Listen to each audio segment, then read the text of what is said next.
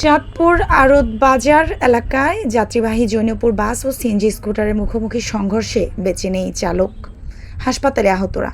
বাবুরহাট মতলব সড়কে বাস সিএনজি স্কুটারের মুখোমুখি সংঘর্ষে একজনের প্রাণ গেল ও 7 জন আহত হয়েছে।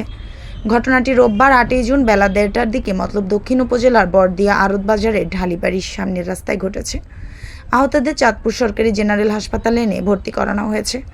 সড়ক দুর্ঘটনায় প্রাণ হারানো সিএনজি চালকের স্বজনরা হাসপাতালে এসে আহাজারি করতে দেখা যায়। ঘটনাস্থলে থাকা সাধারণ জনগণ জানান, যাত্রী নিয়ে মতলব থেকে সিএনজি স্কুটারটি চাঁদপুরের দিকে আসছিল।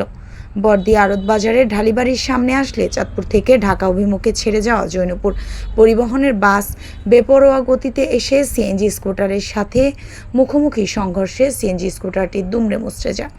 তাতে সিএনজি স্কুটারের সকল যাত্রী মারাত্মকভাবে আহত হয়।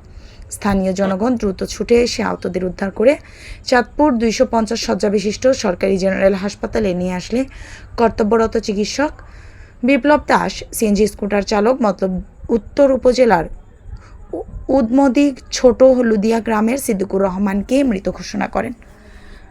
অপর আহত হয়েছেন কুমিল্লার দাউদকান্দির সঞ্জয় ঘোষ, তার স্ত্রী রিপা ঘোষ, দক্ষিণ উদমদি গ্রামের শাহ আলম, তার স্ত্রী রুমা, মেয়ে সাবিনা।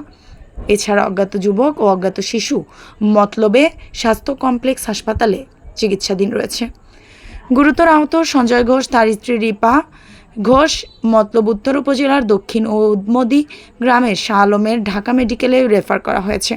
তবে শাহ আলমের 2 সন্তানকে স্থানীয়রা মতলব দক্ষিণ উপজেলা স্বাস্থ্য কমপ্লেক্সে ভর্তি করিয়েছে বলে স্থানীয় সূত্র জানা যায়। দুর্ঘটনায় পতিত বাস ও সিএনজি স্কুটার দুটি দুমড়ে মুচড়ে গিয়েছে। খবর পেয়ে দুর্ঘটনাস্থলে পুলিশ ছুটে গিয়ে পরিস্থিতি নিয়ন্ত্রণে আনে।